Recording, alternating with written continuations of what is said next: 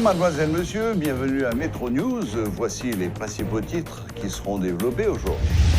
La Banque de la République d'Haïti a procédé ce mercredi à une nouvelle injection de 10 millions de dollars sur le marché des changes. Ce montant est réparti entre plusieurs institutions bancaires et doit être vendu sur le marché à un taux fixé par la Banque centrale. Plus de 3 millions de personnes auront la possibilité de retirer leur acte de naissance dans les prochains jours. L'annonce en a été faite par le président Jovenel Moïse ce mercredi. Une enveloppe de 50 millions de gourdes est disponible pour l'exécution de ce projet. Une nouvelle marche pacifique a été organisée ce mercredi à Port-au-Prince. Des maires et des grands-mères voulaient dénoncer le climat d'insécurité qui prévaut actuellement dans le pays.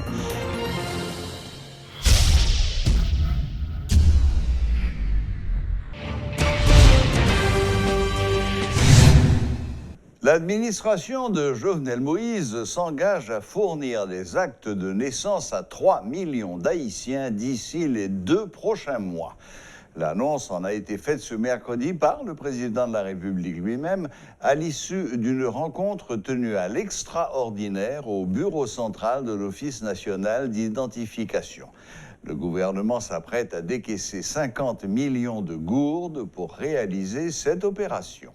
Moi-même, je connais, premièrement, si tu as 3 millions de gens qui battent bien Baptiste, je connais si 3 millions de Baptiste va coûter 50 millions de gouttes. Je dis, nous tout tendel, tout le monde qui vit loin. Les gens qui sont dans la section communale qui vivent très loin. Préparez-nous, nous n'avons pas un goutte national pour nous payer. Zéro comme. Depuis que nous demandons nous toucher là, l'État prend responsabilité pour le faire, baptiser nous pour nous, sans l'argent, sur tout le pays. Depuis que nous prend chance, les demander nous toucher. Relais. Et puis, Kazek là, chercher joindre Kazek côté lié dans la section communale là. Nous avons un petit bar là, parce que je regarde les gens moi sur les réseaux sociaux, les gens ils sont dans Amazon, parce que dans Amazon nous avons gaz pour 3 mois, et puis mon seule manifestation sur les réseaux sociaux. Mon demande de côté gaz président de là. Ça veut dire c'est pour me dire nous ouais, là nous parler peuple là m'entendre nous. Ça veut dire c'est pour ça nous tout demander délégué départemental grandance dans tout pour traverser dans Amazon, al font une enquête pour nous pour qu'on ait qui problème nous a moi dans les affaires gaz peuple là, parce que nous-mêmes tout ça nous bail pour servir peuple là, c'est pour le servir. C'est même j'entends pour nous-mêmes qui était quel que soit l'autorité sous 27 750 km² pays Baptiste là, il va le faire gratis. Quel que soit l'autorité dans la diaspora avec des naissances, il va le faire gratis. Le ministre des Affaires étrangères a bien pour communiquer avec l'ambassadeur, consul généraux, pour nous connaître exactement comment ça va le passer. Parce que nous-mêmes, qui vivons dans la diaspora, nous avons moun sa yo, tout dans 3 millions de moun sa yo, et nous avons un programme 72 heures. C'est-à-dire, pour nous comprendre bien, nous avons matière première là, c'est ce qui était plus difficile.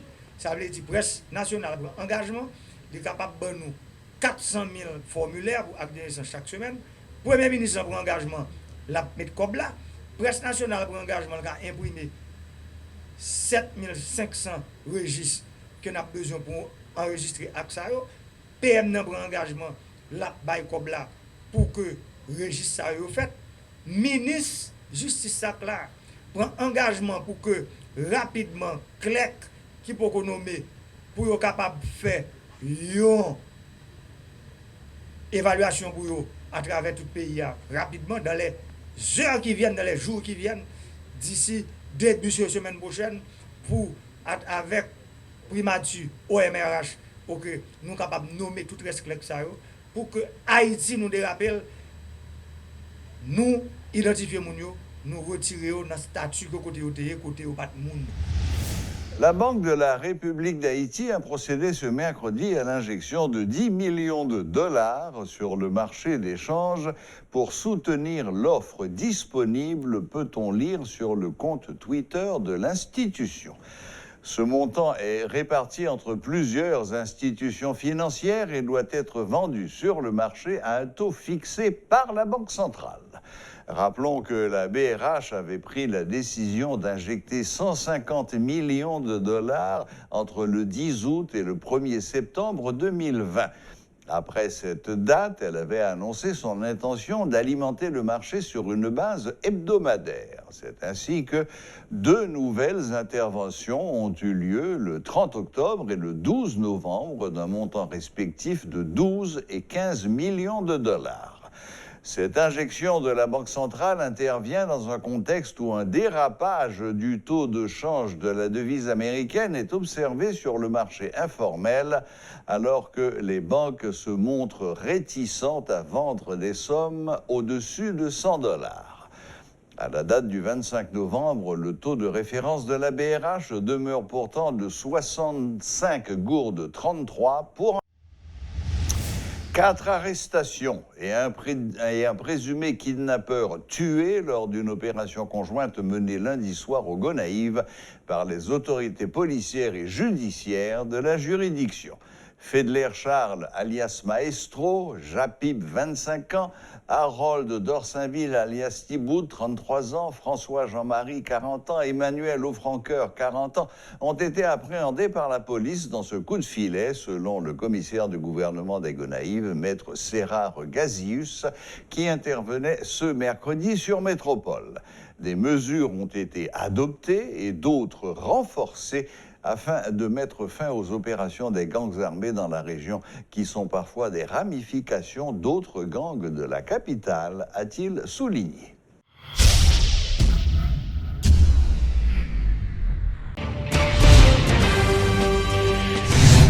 Y a-t-il un rapport entre le syndicat de la police nationale et le groupe Fantôme 509 ?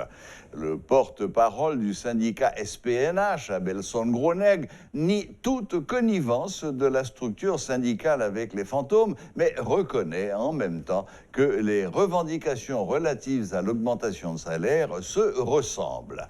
Lors d'une conférence de presse, le SPNH, par l'intermédiaire du syndicaliste, menace de regagner les rues d'ici le mois de décembre si leurs doléances demeurent insatisfaites. Suivez ce reportage de Rudolf Pierre-Louis. C'est une question qui préoccupe les esprits. Y a-t-il un rapport entre les membres de Fantôme 509 et ceux du syndicat de la police nationale d'Haïti? Le porte-parole de la structure syndicale, Abelson Gronegg, répond sans détour, mais reste évasif. Je dis, policiers et monde qui disent c'est Fantôme 509, pas oublier la déclaration souvent dit, c'est baron qui va l'ordre, mais nous-mêmes des vivants, c'est le commandant qui va nous l'ordre. Fantôme 509 qui toujours dit, il prend même revendication policière, c'est parce que nous-mêmes, nous sommes une structure, nous sommes une instance légale. Donc, vu que nous légal, l'État pas besoin de nous, et bien, baron va l'ordre pour venir péter nous. Comment? Le proverbe là dit, changer ses chemises au monde qui suit. Moi, si malade, je dis à la mal à on mal l'église, je vais pas guérir, mal à on qui guérit, m'a changé chemise pour nous. Une seconde fois, les travailleurs de la presse insistent. Le policier n'esquive pas l'interrogation. D'un ton ferme et calme, la voix autorisée du SPNH répond différemment. SPNH 17 et pas travail à Fantôme 509 et le pas pour le travail à Fantôme 509 parce que SPNH 17 est une structure légale, nous c'est des vivants et Fantôme même nous c'est des zombies. Donc en un mot, SPNH pas travailler avec personne, n'est pas en partenariat avec personne, il est une structure et en dans PNH. D'une façon ou d'une autre, le SPNH poursuit les mêmes buts que les fantômes. Seules leurs méthodes diffèrent. Ce n'est pas pour rien que le Premier ministre Joseph Jout a qualifié les membres de Fantôme 509 de terroristes. Le chef du gouvernement s'est dit disposé à user de la violence à l'encontre de ces hommes armés la semaine passée. Des déclarations que dénonce le syndicaliste. Les déclarations, personnage, CSPN, PM Joseph Jout, SPN 17 là a demandé pour le ressaisir avec notre déclaration incendiaire ça l'IFEA qui a tendance pour diviser PNH là en petits groupes ennemis. Nous avons un bain de sang, côté l'IDI, à l'impossible, nous n'étions. Est-ce que c'est tout le monde qui gagne dans le plan pour mettre panique dans la population? En plus d'une augmentation de salaire, le SPNH exige la réintégration de plusieurs agents mis à pied, l'annulation de certains transferts, entre autres. En vue de parvenir à une entente sur ces points, le SPNH est-il prêt à s'asseoir avec le haut commandement? Un autre aspect sur lequel les journalistes insistent. SPNH 17, pas qu'à un problème avec un DG nommé, c'est toutefois déjà nommé et selon les normes. Et SPNH 17, nous ne pouvons pas mettre en face personne. Mais l'important, pour nouveau DG ou bien haut commandement, chercher région avec syndicat, une façon pour embrasser les revendications policières et pour aller dans l'instance concernée.